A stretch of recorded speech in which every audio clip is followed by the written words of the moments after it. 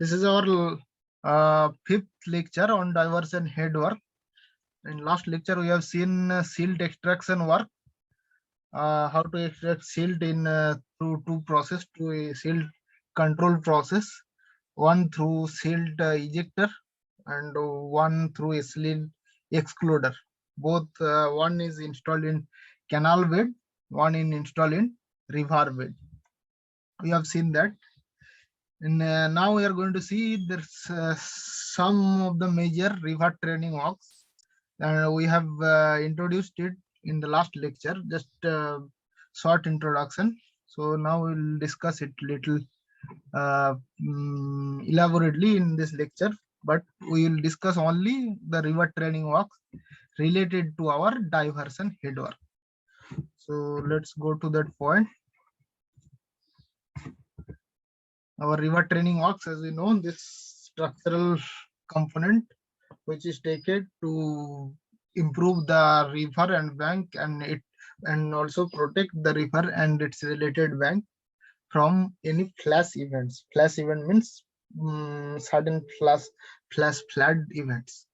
Okay, mainly three types of river training works we will see related to our diversion head work. So two types of work is there: diversion head work and storage head work. We have seen in our second year first PPT of diversion head work. Sometimes it called as storage head work, also called as distribution head work.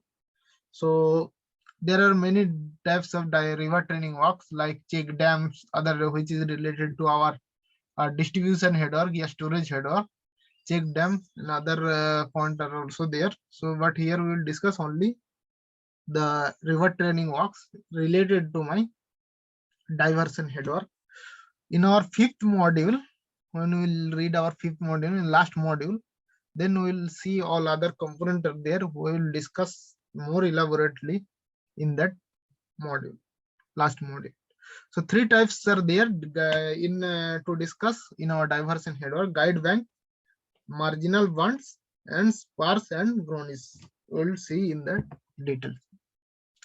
But before that, we need to know why we are doing this kind of river training works. What are the major effect and what are the component? मतलब इसको क्यों करते हैं और किस लिए करते हैं और जरूरत क्यों है इसका? तो पॉइंट क्या है कि दो तरह का कंपोनेंट जो इसको रिवर और रिवर बैंक को इफेक्ट करती है. Two types are component which is affecting this river and river banks component and related structures. Those are two types. One is natural component, means natural activity. Second is anthropogenic activity. Natural activity means nature से related जो काम हो रहा है, nature जो काम कर रही है, नेचर से वजह से जो काम हो रहा है, वो रिवर ट्रेनिंग करने की जरूरत है, उसको बोल रहे हैं natural activity. Anthropogenic activity means जिसमें ह्यूमन उसमें इन्वॉल्व है, मतलब हम लोग जिसमें इन्वॉल्व है. रिवर ट्रेनिंग वॉक्स के लिए जो जरूरत पड़ता है, हम लोग कुछ करते हैं, उसकी वजह से जो रिवर ट्रेनिंग वॉक्स का और रिवर ट्रेनिंग स्ट्रक्चर का जरूरत पड़ता है, that will be comes under anthropogenic activity. So first we will discuss about our natural activity. What are the natural activity? Frequent changes in river courses. Frequent changes in river courses means river course हमेशा बदलते रहे ना, मतलब within each and every 40 years, 30 years, even in 10 years also river courses used to change. Courses used to change means river जहां जिस regime से flow हो रहा था, it will change its direction in some places, at the same places, but with the duration of time. मतलब पहले 10 साल पहले या 40 साल पहले कोई मैक्सिमम रिवर 40 साल में कोर्स बदलती है. लेकिन जैसे कोई रिवर है जो फ्रीक्वेंट चेंजिंग रिवर है, जैसे Kosi river. In India, we have our Kosi River, which used to change its regime within a span of 8 to 10 years. हर 8 साल या 10 साल में वो रिवर regime जो है, जिधर से फ्लो हो रही है, वो चेंज करती है उसका. वो is that is called frequent changing river. So frequent change, ये रिवर हमेशा चेंज करती है, तो क्या होगा कि इधर ट्रेन करेंगे, मेन रिवर में ट्रेन, रिवर ट्रेनिंग वॉक्स करेंगे, इधर कंस्ट्रक्शन बांड दे के डालेंगे, मार्जिनल बांड, गाइड बैंक सब कुछ डाल के रखें, लेकिन बाद में ये चेंज होके इधर से फ्लो होगी। तो इसीलिए ये ये नेचुरल एक्टिविटी में पड़ रही है, तो इसीलिए क्या करना है, रिवर ट्रेनिंग वॉक इससे पहले भी करना है कि इधर से ही फ्लो हो, फ्लो पर्टिकुलरली मेरा इस पाथ से हो। For this cause this this is not anthropogenic activity, human के वजह से नहीं हो रहा, this is natural activity.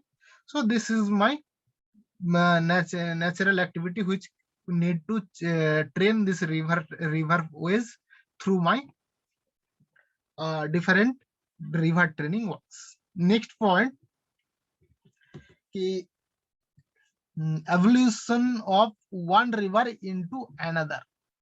Evolution means एक पाथ में, मीन्स एक ट्रैक से दूसरा ट्रैक चेंज करना। रिवर, इसमें क्या हो रहा था, रिवर पाथ, रिवर वेज जो फ्रीक्वेंट चेंजिंग वो खत्म हो रहा था, पूरा इधर निशाना नहीं रहेगा, इधर ये निशाना नहीं रहेगा, थोड़ा सा पानी रहेगा इसमें मेन स्ट्रीम में जो 10 साल पहले फ्लो हो रहा था, लेकिन बाद में क्या होगा, पूरा मेन रिवर में, ये पूरा मेन रिवर इसमें डाइवर्ट हो जाएगा पूरा मेन स्ट्रीम के हिसाब से।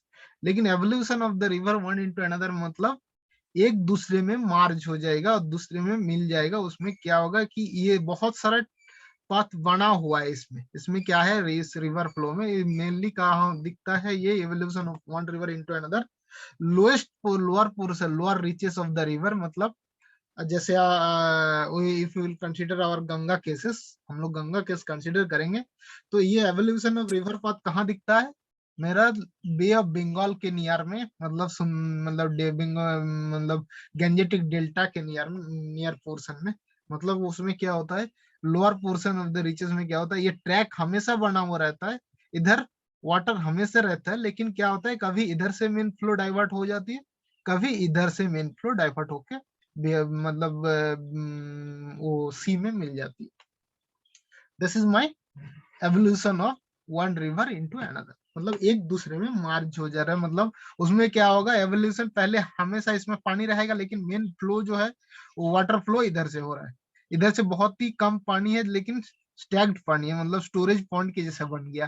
लेकिन कभी कभार क्या होगा, फिर कुछ सडन इवेंट आया तो वो उधर बैंक उसका बैंक में बैंक स्लाइड होके स्लाइड डाउन हो गया, तो ये रिवर वो बंद हो गया इधर, तो क्या होगा, वो सडनली लो और बहुत स्पीड, हाई स्पीड वेलोसिटी नहीं है कि उसको क्लियर करके तुरंत इधर से फ्लो हो, तो क्या होगा, इधर से मेन फ्लो होना चालू हो जाएगी। This is my evolution of one river into another. This is also a natural activity. Okay. Next point is heavy shower formation. Heavy shower formation के चलते क्या होता है, diversion of main current towards bank, मतलब heavy shower formation means एक sheet, एक sand silt या silt या सेडिमेंट जैसा एक शेड फॉर्म हो जाएगा, एक शेड फॉर्म हो जाएगा, मतलब ये रिवर के चलते हमेशा एक bank river, we know one, it will erode one bank and it will develop one bank. So what will happen, ये in the, if you see this figure, this is Arizona river, तो इसमें क्या कर रही है, ये हमेशा एक साइड, इस साइड इरोड करके इधर ये डिपॉजिट किया, इधर इरोड करके इधर डिपॉजिट किया, तो क्या होगा, ये धीरे धीरे after 100 years or 200 years it will deposit a big layer of sediment या silt like a means normal land surface, and it will this main current will divert towards my bank side, मतलब main current, main flow ये bank की तरफ ज्यादा flow हो रहा है, that is heavy सवाल फॉर्मेशन। उसमें क्या होगा, बैंक इरोड ज्यादा होगा, this portion will Erode much more and this portion will Erode much more, क्योंकि इधर भी सवाल फॉर्मेशन है, तो उसके चलते मेरा ये this is the natural activity, इसके चलते भी रिवर ट्रेनिंग वॉक्स की जरूरत है कि इधर इधर रिवर ट्रेनिंग पोर्शन डाल के रखे, उसमें क्या क्या करना है वो हम लोग बाद में देखेंगे, और इधर भी ये सवाल फॉर्मेशन ना होने दे ज्यादा कि इधर ज्यादा इरोड हो जाए। Next point, the development of natural cutoff. Natural cutoff means go to last pages, we know that is as Oxbow Lake here, that is we know as oxboleic, it is visible.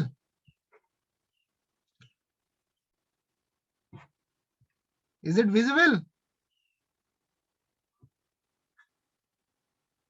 Yes, visible. yes sir. चलो okay, ये क्या होता है कि पहले हम लोग जाते हैं ऑक्सबोलेक जियोग्राफी में पढ़े हैं कि पहले first it is in lower reaches. जब लो रीचेस में क्या होता है, वेलोसिटी कम होता है, तो वो जिस तरह से वीकेंड पोर्शन मिलता है उस तरह से फ्लो होते चलता है, लेकिन बाद में सडनली इधर भी इरोड करते रहती है, इस पोर्शन में आके ये फ्लो हिट कर रही है, तो क्या होगा, धीरे धीरे आफ्टर 40 इयर्स 50 इयर्स ये धीरे धीरे इस पोर्शन में क्रिएट होगा। तो इधर क्या हो रहा है, इधर से फ्लो आके इधर भी हिट कर रही है, तो ये धीरे धीरे after 100 years it will be close enough. तो उसके बाद क्या होगा, after 200 years we can see in our India also we have, so in near to Rajasthan we have one oxbow lake। तो उसमें क्या होगा, मेन आफ्टर सडन इवेंट बहुत ज्यादा फ्लैश फ्लड आ जाएगा, तो इधर से मेन फ्लो वेलोसिटी ज्यादा हो जाएगा, तो ये डायरेक्ट इधर से फ्लो होना चालू हो जाएगा, और ये इधर से ये अलग से एक लेक के जैसा बन जाएगा, इधर वाटर स्टोर होके रहेगा। okay, thus we are calling in geometric language we are calling as oxbow lake। oxbow के जैसा ये दिखता है इसीलिए oxbow lake। और in our this river engineering works we are calling it as a natural cutoff। we are calling it as natural cutoff। clear है Ayush? Yes. okay, next point is my landslide in the catchment which will rise my silt load।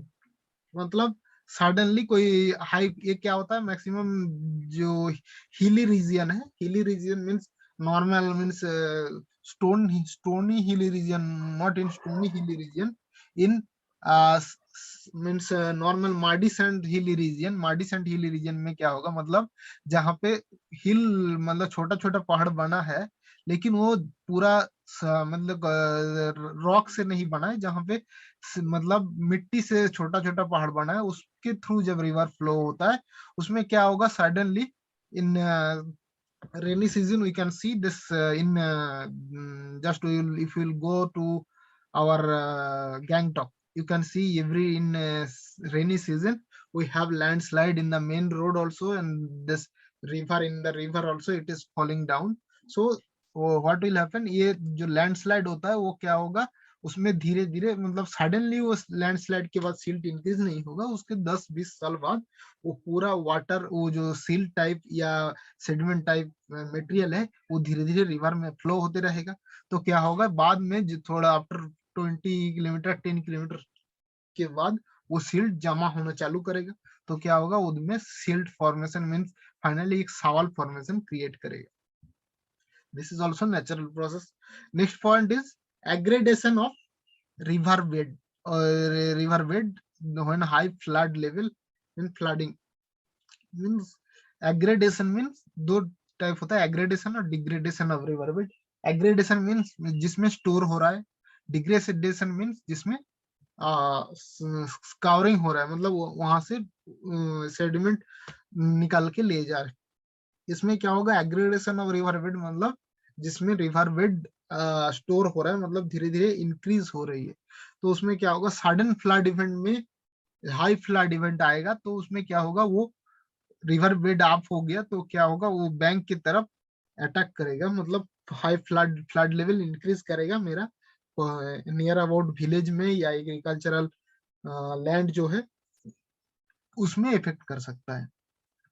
that is one of my point means aggradation it happened due to silt silt aggradation means जिसमें silt storage capacity इसमें increase हो रहा है main river में, और ये main river bed मेरा धीरे धीरे इंक्रीज होगा, that is called my aggradation of river bed. इसमें क्या होगा कि हाई फ्लड आएगा, ये फ्लैश फ्लड इवेंट आएगा, तो क्या होगा, वो बैंक की तरफ पानी फुल हो जाएगा, और उसमें क्या होगा, नियर अबाउट विलेजेस या near about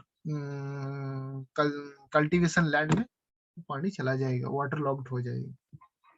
next point is my heavy erosion of bank by hill streams due to flash flood. मतलब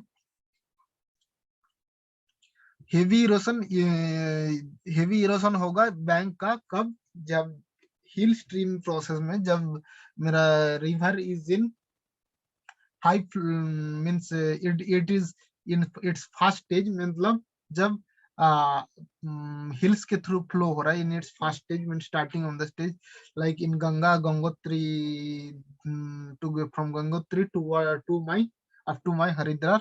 So it is in a hilly stage, near about hilly stage. So when it is in the hilly stage, it will erode much more portion in from rock surface also, and from sediment surface stones also, sediment rock particles also, it will erode. So in flash flood event, it will erode in hilly surface, and it will store as the aggradation of river bed या sawal formation in our lower reaches or in our mid reaches. So that will be my this heavy erosion of bank formation due to hilly event, which will affect my lower reaches or mid reaches. Next point is river instability. River instability means this will happen due to seismic activity. Means river instability change in the river bed. Mean river bed slope में change होगा. River bed slope में change होगा कैसे, कि river पहले हम लोग देखते हैं कि पहले एक अपस्ट्रीम पोर्शन में रहता है, एक अपर सरफेस में रहता है, धीरे धीरे उसका रिवर बेड स्लोप चेंज होता है. इधर it will be here, if it is 1 meter, then here river depth will be 5 meter, then here river depth will be 10 meter. Means its bed slope, means lower portion of the, if you will measure its RL, so here it will be 1 meter to 5 meter or 10 meter like this. So its RL will be differ, but sudden change in river bed slope means जब suddenly seismic activity होगा, means earthquake होगा, when जब earthquake होगा क्या होगा, भूकंप होगा, तो उसमें क्या होगा, सडनली रिवर बेड में चेंज आ सकता है. सडन बहुत, एक प्लेट तो पूरा नीचे बैठ सकता है, एक प्लेट ऊपर जा सकता है. तो क्या होगा, अगर ऐसा हुआ नहीं है अभी तक, एक ही रिवर में हुआ है, तो वो है अफ्रीका में. तो सडन क्या होगा, एक रिवर एक पाथ से फ्लो हो रहा था वो रिवर, तो सडनली एक पोर्शन में वो उसका in the upstream it has one seismic effect. Seismic effect की वजह से वो रिवर पाथ चेंज कर लिया, वो रिवर एक तरफ से दूसरा तरफ फ्लो होना चालू हो गया. So that is my river bed slope change, and that is river instability. That is also comes under my natural activity. Next point is change in river channel. Change in the river channel due to rainfall pattern. Means sudden जब rainfall pattern increase होता है तो क्या होता है, कभी कभार river bed pattern change होता है, एक ट्रैक से दूसरा ट्रैक में चला जाता है. Next point is erratic behaviour of river in deltaic region. Delta अभी जस्ट हम लोग पढ़े, deltaic erratic behaviour means irregular behaviour. Irregular means कोई सिमेट्रिकल फ्लो नहीं है, कभी भी कहीं भी फ्लो हो रहा है. That is my erratic behaviour of river. Deltaic region में हम लोगों को पता है कि डेल्टाटिक रीजन में जैसे गैंजेटिक डेल्टा में देखते हैं कि वो इरेटिक बिहेवियर इधर उधर से फ्लो हो रहा है. That is my erratic behaviour of in the deltaic region. Next point is erratic behaviour of braided river. Braided river means unsymmetrical river, जैसे Kosi unsymmetrical river. When it will flow in which direction, this is my Kosi river section. Kosi river section हम लोग क्या जानते हैं, कोसी कभी कभार इधर से फ्लो होती है, कभी कभार इधर से फ्लो होती है, कभी कभार ये बैंक एकदम मार्जिनल बैंक के साइड से फ्लो होकर इधर मिलती है. कोसी रिवर बैराज सेक्शन, हम लोग गूगल मैप में कोसी को देखेंगे तो ये फिगर दिखाई देगा हम लोगों को. तो ये distance totally near about barrage के साइड में 2 किलोमीटर है, लेकिन ये टोटली मैक्सिमम एरिया ये 8 किलोमीटर, इसका फ्लो एरिया 8 किलोमीटर है. कभी कभार इधर से चलती है, कभी कभार इधर से चलती है, कभी कभार इधर से चलती है, और कहीं कभार इधर से भी चलती है.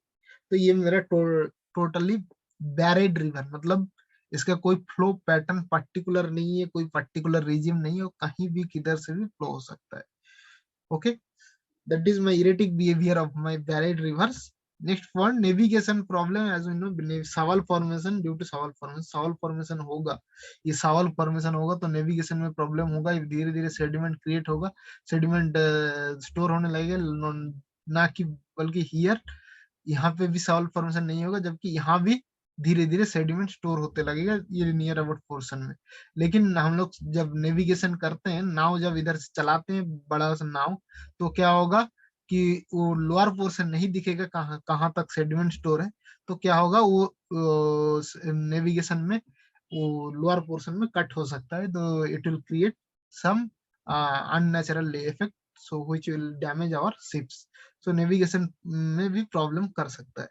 Next point is formation of sand bars at the river outfall into the sea, मतलब धीरे एक सैंड बार की तरह, एक स्टिक की तरह, मतलब एक लंबा सा जैसे वो पिलर बिछाया हुआ है कि जहां पे नदी मिल रही है मेरा समुंदर से, तो वहां पे क्या होगा, वो सैंड बार फॉर्म होगा। ये दिख रहा है हमको सैंड बार, यहाँ पे ये यूएसए का फिगर है, यहाँ पे क्या है, ये रिवर पोर्शन है, ये क्या है, सी पोर्शन है, तो उसमें धीरे धीरे लास्ट पोर्शन में ये लंबा सा मेरे को दिख रहा है, ये ऐसे ऐसे करके धीरे धीरे एक सैंड बार, जितना सारा लोअर पोर्शन में सेडिमेंट या पार्टिकल ये धीरे धीरे इधर जमा हो गया, तो क्या हो गया, after 100 years it will create one sand bars, मतलब एक सैंड की लेयर की तरह क्रिएट करके रखेगा, that is called my sand bars.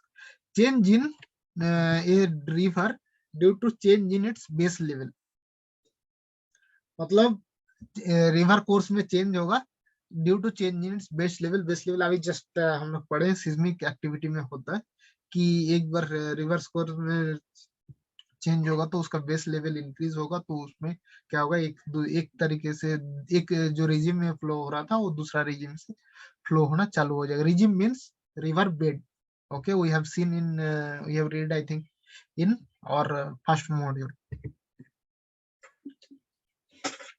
Anthropogenic activity, anthropogenic activity means हम लोग जो ह्यूमन एक्टिविटी करते हैं उसकी वजह से रिवर ट्रेनिंग वॉक की जो जरूरत पड़ती है, that is called my anthropogenic activity, that is degradation of river bed downstream of A dam और ए बैराज, मतलब वो क्या होता है, हम लोग बैराज या डैम सडनली ओपन करते हैं जब फ्लैश फ्लड इवेंट के लिए, या जब हाई फ्लो आ जाता है, या सडन क्या होता है वो मीन्स ड्राई सीजन के टाइम में सडन वाटर उधर बहुत कम रहती है, लेकिन इसमें मेरा डैम और बैराज में फुल स्टोरेज लेवल रहता है, तो उसमें हम लोग क्या करते हैं, सडन गेट ओपन करते हैं, तो उसमें क्या होता है, वो टोटली बैरेड सरफेस रहता है, तो वो सडन फ्लो होने के चलते उसमें डिग्रेडेशन बहुत ज्यादा होता है,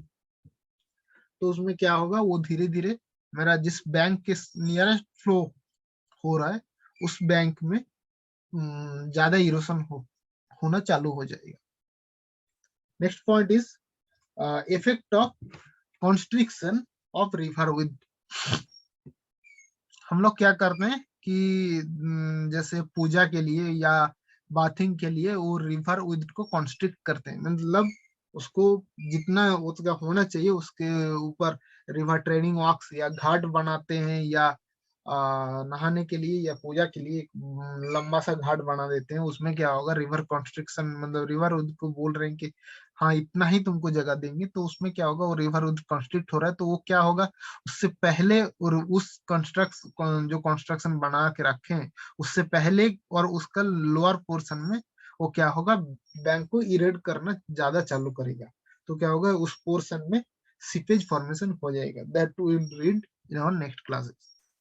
तो इसमें क्या है कि रिवर कॉन्स्ट्रिक्ट करने के चलते हम लोग जो रिवर में पूजा या बाथिंग के लिए घाट बनाते हैं, तो उसके चलते उसका अपर पोर्शन में अपस्ट्रीम साइड में और डाउनस्ट्रीम साइड में दोनों में इरोशन ज्यादा होता है। नेक्स्ट पॉइंट इज और effect of flood embankment on the regime of the river, कभी कभार फ्लड एम्बैंकमेंट बना के रखते हैं, तो फ्लड एम्बैंकमेंट के चलते उस regime of the river can be affected, that we will read in our next classes. So that will discuss in the more describedly. So next point is our extraction of sand and boulders from the river ridges.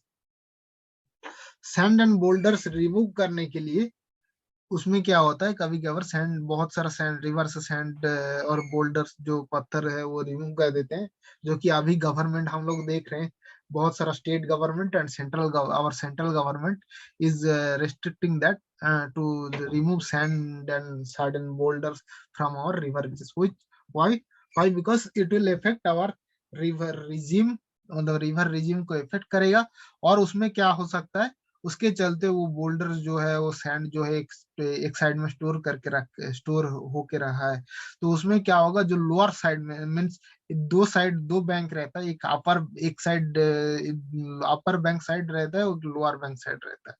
जैसे हम लोग देखेंगे, कहीं कभार हम लोग गंगा के किनारे देखें तो हम लोग देखेंगे from our Patna to our Farakka, we can see that in one side means if you go from Patna to our Farakka, we can see maximum places our left side, right side, we have higher bank side, and in our left side towards if you see our Patna cases, in our Hajipur side we have lower bank ridges, मतलब उसमें bank जो है वो बहुत ही लो height का है, तो उसमें क्या होगा, उधर तुरंत सैंड और बोल्डर्स रिमूव कर देंगे, तो क्या होगा, सडन फ्लड आएगा, तो क्या होगा, उस एरिया पूरा मतलब कल्टीवेशन के लिए जो है वो वॉश आउट हो जाएगा, और लोअर लो फ्लड है तो वो क्या होगा, वाटर लॉक्ड हो जाएगा, तो मेरा पूरा खेती बर्बाद हो जाएगा।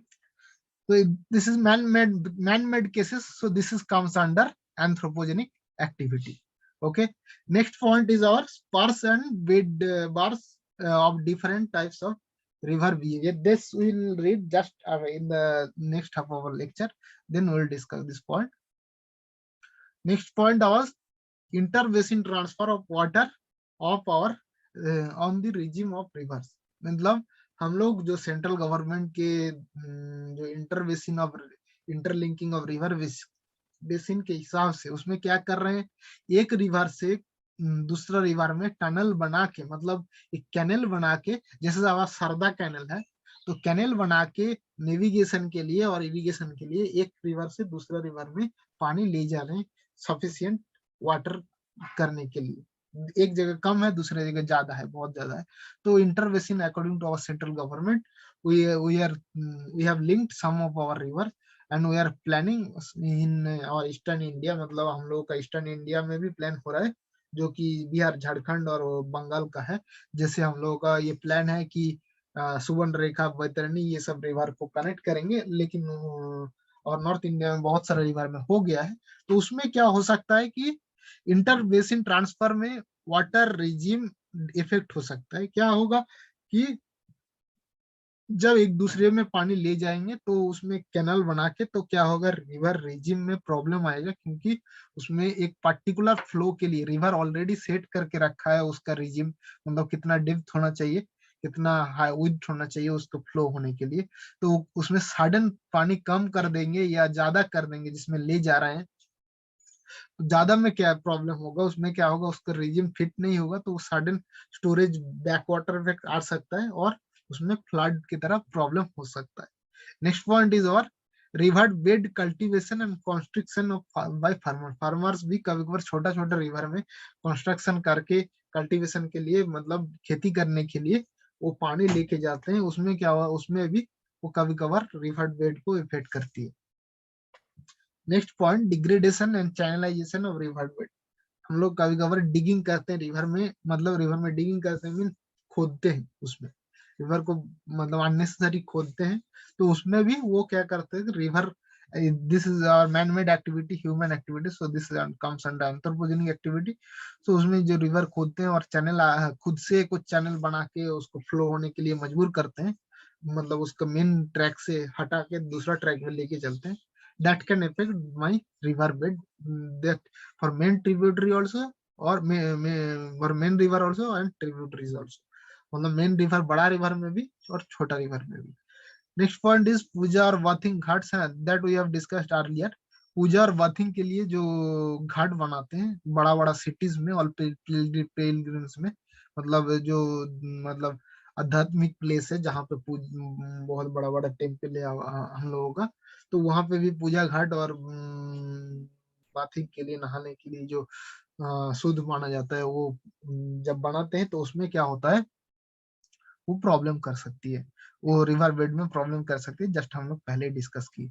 Next point is effect of heavy urbanisation. Heavy urbanisation जब करते हैं along with the river bank, river में जब साइड में, जस्ट रिवर बैंक के साइड में हेवी अर्बनाइजेशन होता है, अर्बनाइजेशन बहुत सारा अर्बन सिटीज बन गया, तो उसमें भी वो इफेक्ट कर सकती है।